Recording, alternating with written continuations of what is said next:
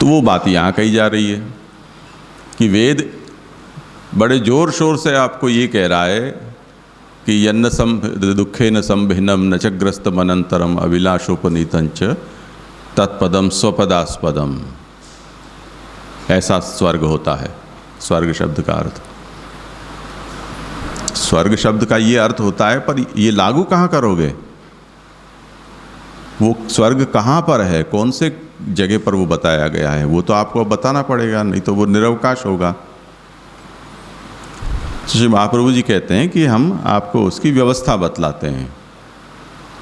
व्यवस्था ये कि जिन वाक्यों में स्वर्ग शब्द और लोक पद इन दोनों का सहोच्चारण है, वहाँ तो स्वर्ग शब्द लोकवाची है, पर जहाँ नहीं है वहाँ खास करके प्रधान वाक्य में जहाँ लोक पद स्वर्ग के साथ नहीं आया है, वहाँ पर स्वर्ग का मतलब लोक न होकर आत्मसुख होता है।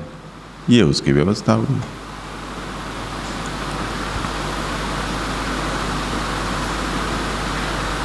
जैसे यहाँ हालोल में ऐसी समस्या हो जाती है, एक नाम वाले बहुत से लोग होते हैं, सभी जगह होते हैं, यहाँ भी हैं।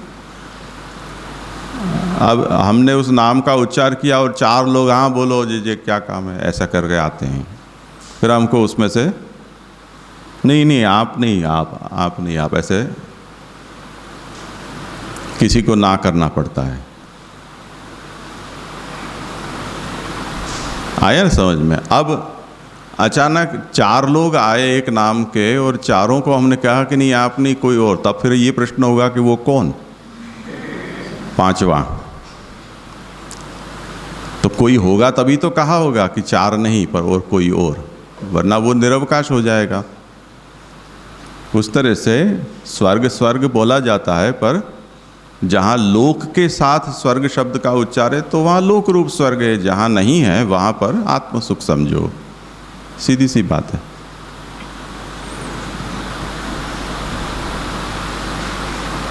अन्यथा वाक्य शेषो व्यर्थ स्यात् संदेहा भावाच्च, क्योंकि उसमें ये संदेह, आप देखो संदेह क्यों होता है कि कहीं पर स्वर्ग लोक के साथ है, कहीं स्वर्ग शब्द है वो लोक रहित है, तो थोड़ा भी जोर डालोगे तो संदेह तो होगा ना। वेद ऐसे अविचारित तो नहीं बोलते हैं, तो संदेह हो जाएगा इसमें क्या होगा। अब वाक्यशेष ने हमको वो संदेह निराकरण कर दिया कि जहाँ पर लोक शब्द नहीं है वहाँ आत्मसुख समझ लो, तो बात स्पष्ट हो गई।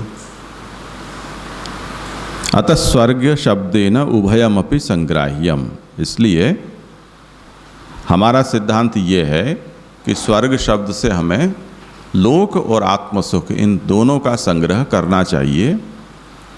कहाँ क्या अर्थ होगा वो इस विवेक से आप समझें। तब आप पूछते हैं कि चलो ये बात तो समझ में आई, पर वेद ने इतना सब कुछ कह लिख दिया तो साफ साफ शब्द में ही कह देते, इतना गोल गोल घुमाकर कहने की क्या ज़रूरत थी कि संदेह खड़ा हो और उसके ऊपर इतनी चर्चा करनी पड़े।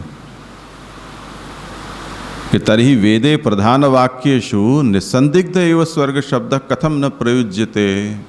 प्रधान वाक्य में वेद को ये करना चाहिए था कि संदेह न हो, उसी तरह से शब्द के प्रयोग कर दिए जाते।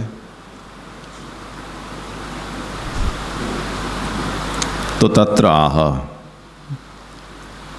अब कहते हैं कि श्लिष्ट प्रयोगात वेदस्य परोक्ष कथनम मतम बालानुशासनार्थाय रोचनार्थम तथा वचः। वेद ने उस तरह से इसलिए कहा क्योंकि वेद श्लिष्ट प्रयोग करना चाहते हैं, यानी जिनके अर्थ में संशय रहे या एक से अधिक अर्थ की संभावना जिसमें रहती हो, इस तरह का प्रयोग अभिप्राय पूर्वक वेद करना चाहता है। और वो अभिप्राय क्या है कि कुछ बात वेद परोक्ष रूप से हमें कहना चाहते हैं, सीधी सब नहीं कहना चाहते हैं। वो श्लिष्ट प्रयोग करने का प्रयोजन है परोक्ष कथन। और परोक्ष कथन क्यों? तो कहते हैं कि बालानुशासनार्थाय, वो बालानुशासन के लिए ऐसा प्रयोग वेद करता है। और रोचनार्थ, यानी प्रवृत्ति में उत्साह बढ़ता रहे उस हिसाब से। अब आत्मसुख तो हमने जाना नहीं, पर स्वर्ग का वर्णन बहुत सुना है कि इंद्रलोक में ऐसा सब होता है, यूँ होता है, त्यों होता है। तो ऐसा जैसे ब्रजवासियों को ऐसा हुआ कि ये इतना पराक्रम करता है बालक, तो ऐसा लगता नहीं है कि ये मनुष्य साधारण हो, वो ज़रूर कोई परलोक से आया होगा, तो उसका लोक कैसा होता होगा, ऐसे उनके मन में कुतूहल हुआ। तो भगवान उन सबको अपना लोक दिखाने के लिए ले गए। तो उनकी रुचि हो गई ना वहाँ की। कई लोग ऐसा सच करते हैं या ढोंग करते हैं, जो हो सो, तो स्मशान ले जाते हैं और बीच में से उठकर बैठ जाते हैं। फिर वापस आते हैं और पूछते हैं कि अरे ये क्या हो गया, तो कि मुझे तो विष्णुदूत या देवदूत वहाँ ले गए और वहाँ मैंने ऐसा ऐसा देखा। तो ऐसे हर गांव में एक दो नमूने ऐसे मिल ही जाते हैं, ऐसी कथाएं होती हैं। अब वो आदमी की मरणावस्था होती है तो वो परलोक का ही चिंतन ज़्यादा करता होगा और उसमें कुछ नींद आ जाती होगी, तो लोग समझते होंगे कि ये गया। और हो सकता है कि सचमुच में ही उसको सपना आ गया हो और उसको वो अपनी अनुभूति मान बैठा हो। ये सभी संभावनाएं उसमें है। ढोंग ही करता हो ऐसा हर बार नहीं होता है। तो ऐसे लोग कहते हैं। अब इन सब कथाओं को सुनने के बाद रुचि तो हो ही जाती है कि ऐसा लोक होता होगा। तो लोक रूप स्वर्ग जो है उसकी तो प्रसिद्धि है और उससे रुचि होती है कि कुछ ऐसे भी कर्म कर डालें कि जिससे ऐसे स्वर्ग लोक की प्राप्ति हो। अगर किसी को हो गई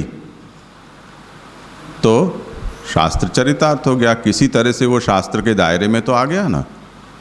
जैसे हम पुराने समय में जब कानून ज़्यादा सख्त थे या अविचारित थे, तब लोग टैक्स की चोरी करते थे, स्मगलिंग करते थे, दूसरे सब ऐसे रास्ते निकालते थे। उससे कुल मिलाकर देश को नुकसान ही होता था और जो भ्रष्टाचारी तंत्र है उसको बढ़ावा मिलता था। तो उसको थोड़ा लोगों की मनोवृत्ति के अनुकूल बनाने का प्रयास किया गया कि चोरी तो साले करके ही रहेंगे, छोड़ेंगे नहीं, तो चोरी को लीगल मान लो।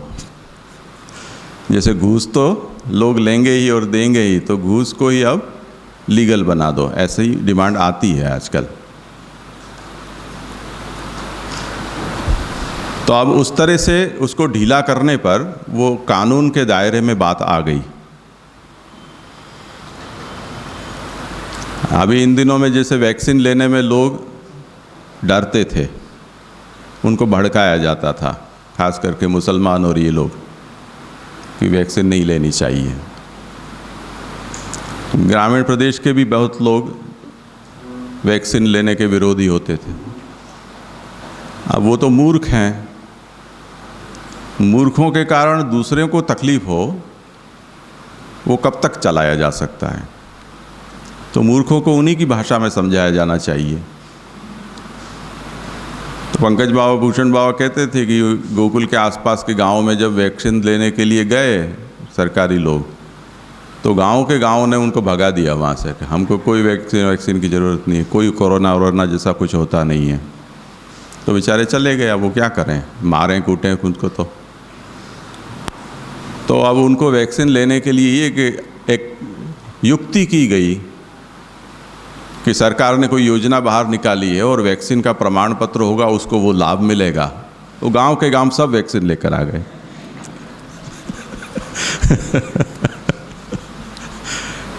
तो किसी तरह से हमें उनको मेन स्ट्रीम में लाना है, जो अभी बहिर्मुख है उनको अंदर लाना है। तो ये सकाम कर्म ऐसे हैं, प्रलोभन ऐसा है कि जिससे आदमी उस दायरे में आ जाता है। अधिकतर जो माल बेचने वाले हैं वो सैंपल देते हैं, और सैंपल में बहुत ऊंची क्वालिटी का माल होता है, उसमें थोड़ा ज़्यादा खर्चा भी हो जाता है, घाटा भी होता है, तब भी वो सैंपल नहीं कहते हैं, तब भी हमको देकर जाते हैं। एक बार प्रयोग करके तो देखो, पहले प्रयोग कीजिए, पीछे विश्वास कीजिए, ऐसा है। अब वो हम एक बार कर लेते हैं, अब उसकी आदत हो जाती है, फिर उसमें वो गुण है या दोष वो सब विचार एक और रह जाता है, फिर आप जीवन भर के ग्राहक उसके बन जाते हैं। तो ऐसा है कि बबूल का भी हम कोलगेट करते हैं न तो पाउडर करते हैं न पेस्ट करते हैं, बबूल का भी कोलगेट करते हैं। ऐसे गुजरात वाले होते हैं, वो सर्फ का भी निरमा डालते हैं, उससे कपड़े धोते हैं सर्फ का पाउडर नहीं डालते हैं, निरमा का सर्फ डालते हैं लोग, ऐसा होता है। तो वो एक आदत हो गई सबकी। तो उस तरह से एक बार शास्त्र के दायरे में हम आ गए तो एक विश्वास हो जाता है। ये रोचनार्थ। दूसरा बालानुशासनार्थ। जो अज्ञ हैं, मूर्ख हैं, बाल का मतलब अविवेकी हैं, उनको उन्हीं की भाषा में समझाना चाहिए। इसलिए भी इस तरह के सकाम कर्म हैं वो बताए गए हैं। जैसे बहुत विचित्र हमें लगे ऐसे भी कर्म हैं, जैसे शयन याग है दृष्टांत के रूप में, तो वो शत्रु पर विपत्ति आए उसके लिए शास्त्र में बताया है। ऐसे अभिचार प्रयोग भी होते हैं कि आपको कोई गुंडों को हायर नहीं करना पड़े किसी को परेशान करने के लिए, उसके बजाय आप एक यज्ञ कर लो तो सब लोग उसमें शामिल हो जाएंगे, हंसी खुशी। हो सकता है कि जिसको आप पीड़ा देना चाहते हो उसको बुलाओ तो वो भी उसमें आ जाए कि भाई यज्ञ हो रहा है, चलो जाए दर्शन करिए आए। अब यज्ञ क्यों हो रहा है? तेरी खोपड़ी फोड़नी है इसके लिए अब शयन याग का संकल्प क्या है और उसका फल क्या है कि यज्ञकर्ता को नरक की प्राप्ति होगी। जो कर्म करेगा उससे नरक होगा, वो तो कर्ता को होगा फल। पर जिसको उद्देश्य करके वो यज्ञ किया जाएगा उस शत्रु के ऊपर विपत्ति आती है, उससे उसका अनिष्ट होता है। तो शयन याग करने का अधिकारी कौन? कि जिसको ये बहुत दिमाग में साफ साफ समझ है कि भवान में नरकोपि शत्रुन में विपद्यताम, भले ही मुझे नरक हो जाए पर मेरे शत्रु के ऊपर आपत्ति आनी चाहिए, तो वो यज्ञ करे।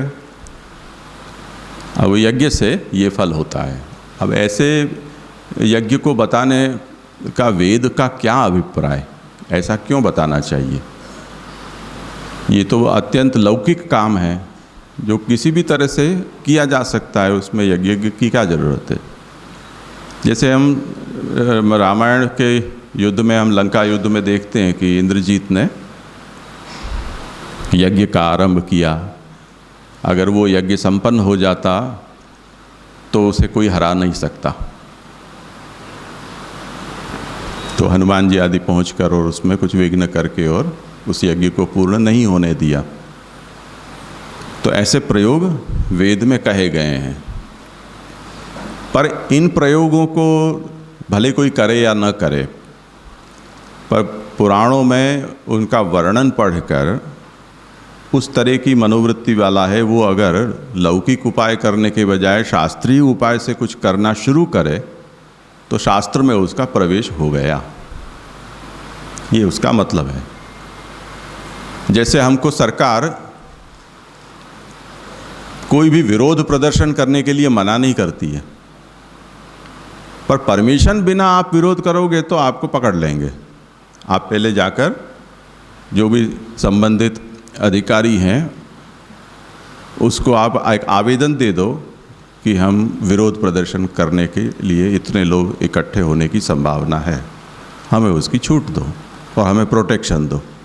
तो आपको पुलिस प्रोटेक्शन भी देगी, सुविधा भी देगी और आप निर्विरोध विरोध प्रदर्शन कर सकोगे अब सरकार का ही विरोध करना है, सरकार से ही परमिशन भी मांगनी है कि हमको आपका विरोध करना है, इसलिए कृपानाथ परमिशन दें। तो ये एक तरीका है।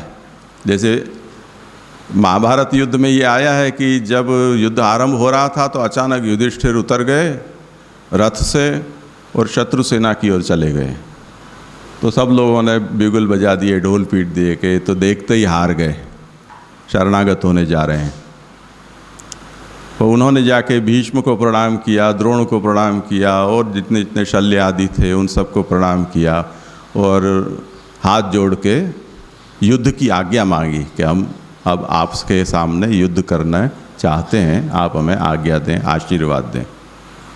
तो सब लोगों ने एक ही रट लगाई कि ये तुमने बहुत बड़ा काम कर दिया, अगर तुम हमसे आज्ञा मांगे बिना, प्रणाम किए बिना युद्ध करते तो तुम्हारा नाश तय था, पर अब तुम विजयी हो गए। हर एक व्यक्ति ने यही कहा। 2500 लोगों को कृपाचार्य के पास गए, शल्य के पास गए, सबके पास गए। तो इस तरह से विरोध भी करना है, सत्ता का विरोध करना है, पर सत्ता की परमिशन लेकर उसका विरोध करो, कानून की मर्यादा में रहकर विरोध करो, तो वो विरोध की भी छूट है। जूनागढ़ में पुराने समय में जो कचहरी थी, नगर पालिका थी, वो पीपल का पेड़ है और उसके नीचे वो एक चबूतरा बना हुआ है। वो आंदोलन चबूतरा ही उसका नाम है। उस चबूतरे का नाम ही आंदोलन चबूतरा है, क्योंकि वहाँ ऐसा कोई दिन नहीं होता है जहाँ कुछ आंदोलन न चलता हो। बैनर लगे होते हैं, 25 लोग बैठे होते हैं, कोई भूख हड़ताल कर रहा है, कोई कुछ कर रहा है, और वो सामने कलेक्टर की ऑफिस है। वो आते जाते वो देखते रहते हैं, कहाँ ये आंदोलनकारी है, ये आंदोलन चल रहा है। कोई कुछ बोलता नहीं है, कोई मारता कूटता नहीं है। उनको प्यास लगती है तो पीने भी कलेक्टर ऑफिस में ही जाते हैं, सूसू जाते हैं तो सूसू भी वहीं करने जाते हैं। तो ये ऐसा अद्भुत हमारा लोकतंत्र है।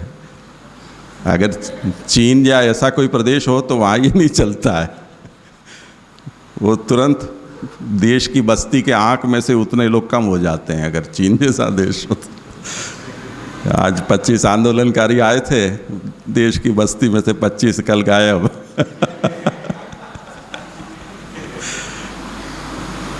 तो यहाँ ये कहते हैं कि ये सब क्यों शास्त्र में कहा गया है कि वो रुचि उत्पन्न करने के लिए वेद ऐसा करते हैं। दूसरा, बालानुशासन उसका हेतु है, इसलिए शास्त्र कुछ कुछ बातें ऐसी कहते हैं कि जो परोक्ष हों, यानी संकेत में कही जाती हैं, ऐसी हों। इसलिए वेद में ऐसा कहा गया है। तो लोग हैं वो स्वर्ग शब्द सुनते ही बड़े उत्साह में आ जाते हैं। अब स्वर्ग है वो लोक है या आत्मसुख है, वो तो जो गहराई में जाएगा उसको पता चलेगा कि लोक रूप स्वर्ग है, अन्यथा वो लोक रूप स्वर्ग में घूमते रहेंगे। ये उसका मतलब है। अतः तथा वचनम शिष्ट प्रयोग है इति।